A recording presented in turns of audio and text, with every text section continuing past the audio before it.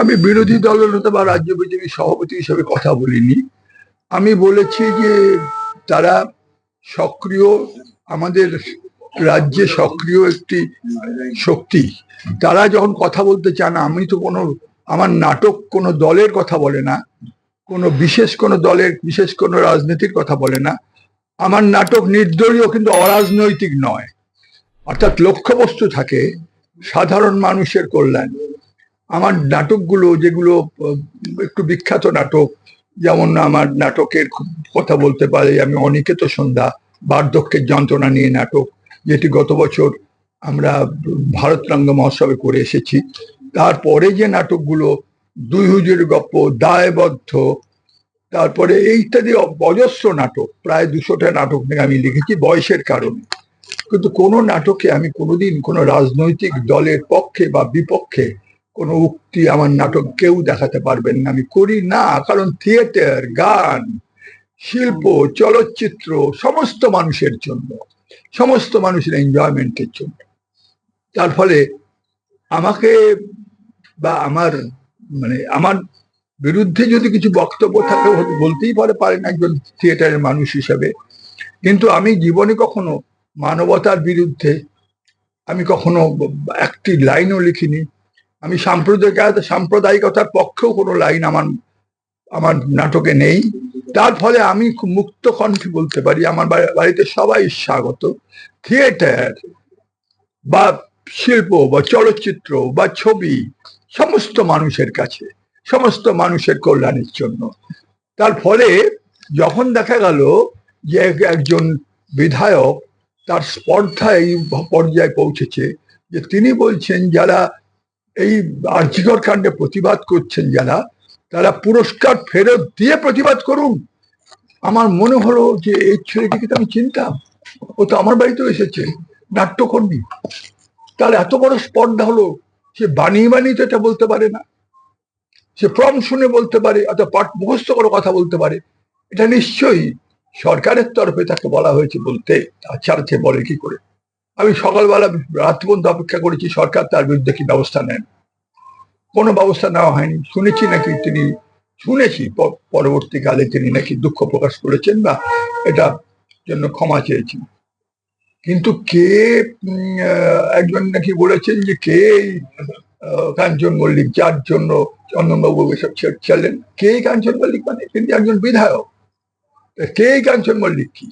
তার বিরুদ্ধে কোনো ব্যবস্থা নেওয়া হয়েছে? এখনো পর্যন্ত কোনো ব্যবস্থা নেওয়া হয়নি। আপনার সাথে কি কোনো কথা বলা হয়েছে সরকারের পক্ষ থেকে? এখনো পর্যন্ত আমি কালকে সকালবেলা পাঠিয়েছি, আমার সংস্কৃতি সচিবকে চিঠি পাঠিয়েছি, মানে আমি মেল করে পাঠিয়েছি আমার মেল থেকে। আমি আশা করেছিলাম 80 বছরের মানুষটি কিভাবে ফেরত দেবে সেটি আমাকে বলা হবে, কিন্তু এখনো পর্যন্ত রাজ্য সরকারের সংস্কৃতি সচিবের তরফ থেকে কোনো উত্তর আমি পাইনি। আপনি এই সিদ্ধান্ত নেওয়ার পর আরো অনেকে রাজ্য সরকারের দেওয়া পুরস্কার ফিরিয়েছে, কি বলবেন? যারা ফেরাচ্ছেন তাদের প্রতি আমার অভিনন্দন। আমার মনে হয় যে যতক্ষণ না পর্যন্ত নির্যাতিতা, ধর্ষিতা এবং আমাদের বাংলার ইতিহাসে সবচেয়ে কলঙ্ক যে আমাদের স্বাস্থ্য ব্যবস্থা, আমার বাবা 40 বছর ডাক্তারি করেছেন, তারপর ডাক্তারদের প্রতি আমার একটা অন্য ভালোবাসা আছে, অন্য মোহ আছে। সেই ডাক্তারদের যেভাবে তৈরি করছে, ডাক্তার তৈরির যে কারখানা বলা যায়, সেই ইনস্টিটিউট গুলো যেভাবে কলুষিত হচ্ছে, উত্তরবঙ্গ থেকে শুরু করে একদম মেদিনীপুর পর্যন্ত আমি দেখতে পাচ্ছি যে একটা বিরাট নেটওয়ার্ক কাজ করছে এর মধ্যে। আমি চাইছি যে ডাক্তাররা আগামী দিনে আমার নাতি নাতনিকে দেখবে, তারা যেন সত্যিকারের ডাক্তার। আমি আতঙ্কিত হচ্ছি ভবিষ্যতে। রাজনৈতিক দলের পক্ষ থেকে আসি, সরকারের এই যে অগণতান্ত্রিক নীতি বা সরকারের এই যে স্বাস্থ্য ব্যবস্থার যে অস্বাস্থ্যকর পরিবেশ অবস্থা, আমরা তার বিরুদ্ধে যারা যারা আন্দোলন করেছেন, যারা যারা পাশে দাঁড়িয়েছেন, আমার দল এবং আমরা ব্যক্তিগতভাবে আমরা সেই লড়াইতে আছি।